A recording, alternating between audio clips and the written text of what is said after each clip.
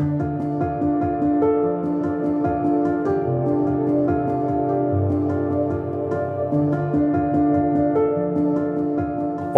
eu sou o pastor Fernando Henrique, da Comunidade Cristã Nova Vida. Que bom ter você aqui conosco no nosso espaço examinando as Escrituras. Estamos em Efésios e agora iniciando essa nova etapa de uma lição do capítulo 4, verso 20. Até a aula anterior, nós havíamos comentado na última aula sobre a velha vida que os gentios tinham como modelo. Essa vida que os gentios tinham em sua vaidade, em seus próprios pensamentos, obscurecidos, insensíveis, endurecidos e alheios à vida de Deus, agora, essa vida ela é relacionada com uma outra vida, a vida que temos em Cristo Jesus. Preste atenção na leitura do texto sagrado de Efésios, capítulo 4, verso de número 20. O apóstolo Paulo diz: "Mas não foi assim que aprendestes a Cristo." O que Paulo quer dizer? A partir do verso 17 até o 19, ele mostra essa vida que os gentios têm e levam e conduzem sua própria vida a partir de elementos da natureza adâmica. Mas Paulo vai dizer no verso 20, ele inicia com a conjunção adversativa: "Mas vós, cristãos, judeus e gentios convertidos em Cristo, não fostes assim que aprendestes de Cristo." Porque em Cristo nós temos uma nova vida. E essa nova vida irá nos propor um novo estilo, uma nova qualidade, um novo pensamento, uma nova mente. Até Paulo diz na carta aos Coríntios que nós temos como cristãos a mente de Cristo. Que todo o nosso ser deve ser regido, guiado pela mente de Cristo Jesus. Até mesmo Paulo, nessa carta aos Efésios, diz que Cristo é a cabeça e a igreja é o corpo. Se ele é a cabeça, é dele que vem o comando, é dele que vem o cérebro, todos os comandos para o seu corpo, que somos nós, a igreja dele, do Senhor Jesus. Mas falando sobre essa vida de Cristo, Paulo diz: "Não fostes assim que aprendestes a Cristo." Eu queria falar algo muito importante para você guardar isso por toda a sua vida e jornada. Se você entregou a sua vida a Cristo, Paulo diz em Colossenses que assim como nós recebemos a Cristo, nós devemos andar nele e permanecer nele. Não basta apenas entregarmos nossa vida a Cristo, nós devemos andar com Cristo, permanecer em Cristo. E o desafio reside quando nós estudamos as Escrituras Sagradas.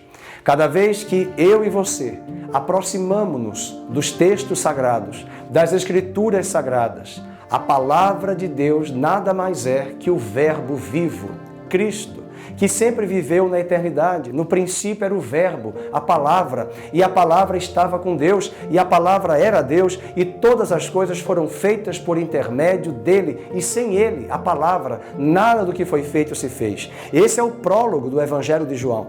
Mas no capítulo 1, no verso 14, o apóstolo João diz: "E o Verbo se fez carne e habitou entre nós." Mas Jesus andou na terra com os discípulos, com os apóstolos, mas ele ressuscitou e ao entregar o seu Espírito, o Espírito Santo nada mais é que o Espírito de Cristo, que é a palavra viva em nosso coração. E quando nós que temos o Espírito Santo e aproximamo-nos das Escrituras Sagradas, nós vamos aprender mais de Cristo. Você quer aprender de Cristo? Você quer conhecer mais do caráter de Deus, da vontade de Deus? Leia a sua Bíblia. Estude as Escrituras.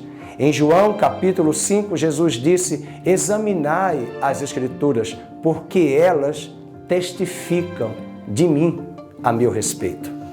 Um grande comentarista do texto sagrado do Novo Testamento, da carta aos Efésios, diz: Cristo, ele é a substância, ele é o mestre, ele é o ambiente do nosso ensino. Mas Cristo também é o conteúdo do ensino. Assim como aprendestes com Cristo, Cristo também é o nosso mestre. Assim como ouviste, outro sim, Cristo é o ambiente, nele fostes instruídos, conforme o que está em Jesus nas Escrituras Sagradas. Quanto mais eu conheço a palavra de Deus, mais eu conheço o Filho de Deus. Mais eu conheço do Verbo, mais eu conheço da palavra. E é essa palavra que vai gerar e transformar o nosso coração.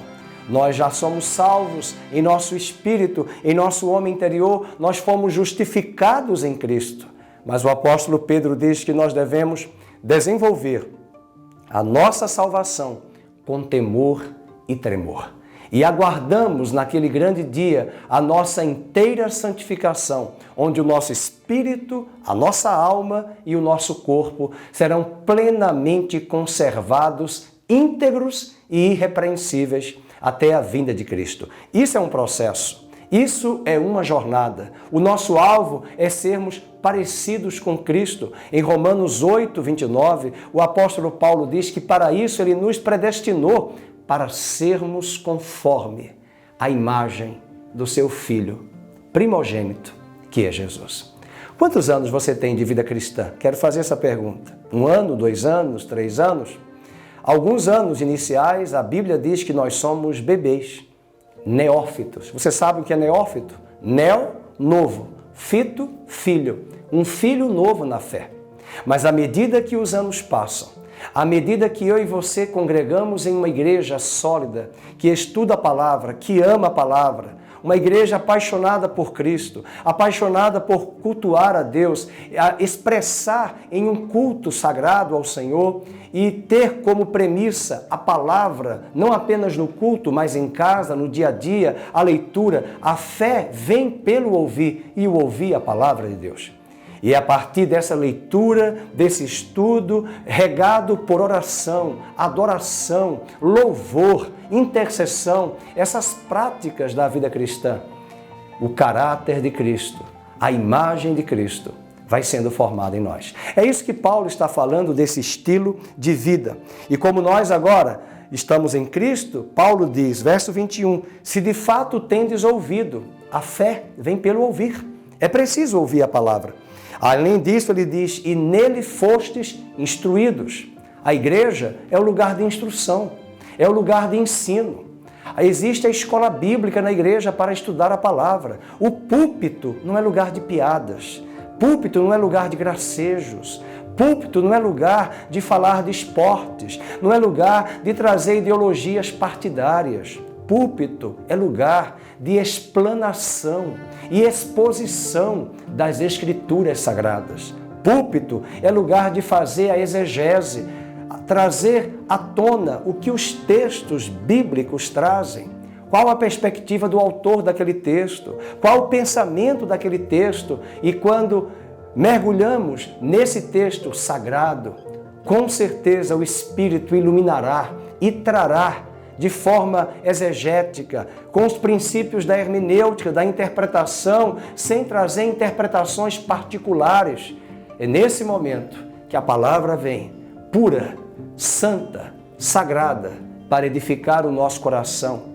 E através do ensino, à medida que a palavra vai sendo ensinada, instruída, e os demais, os ouvintes, aprendem acerca da palavra, o velho homem vai sendo crucificado e a nova vida vai sendo manifesta em nosso homem interior. Quero finalizar trazendo no verso de número 23, o apóstolo Paulo diz que nós devemos nos renovar no espírito do vosso entendimento. Como é que eu vou renovar o meu entendimento se a minha mente, os meus olhos e os meus ouvidos estão canalizados apenas para esse mundo terreno, apenas para as coisas deste mundo? Eu preciso canalizar os meus olhos, ouvidos e o meu entendimento para as coisas espirituais.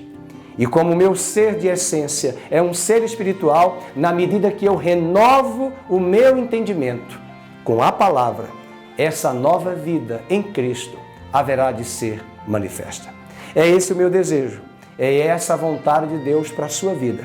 Que não vivamos mais nos ditames do velho homem, que venhamos a renovar a nossa mente, o nosso entendimento, para que possamos dizer de fato, temos a mente de Cristo.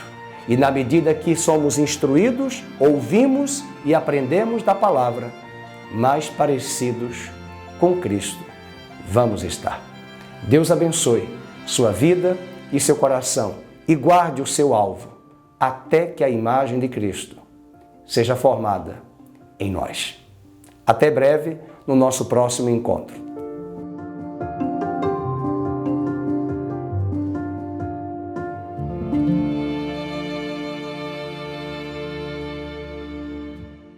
Olá, eu sou o pastor Fernando Henrique da Comunidade Cristã Nova Vida. Muito obrigado por compartilhar conosco mais uma mensagem e eu quero convidar você a acessar o nosso site ccnvida.com.br, bem como as nossas redes sociais. Deus abençoe, muito obrigado.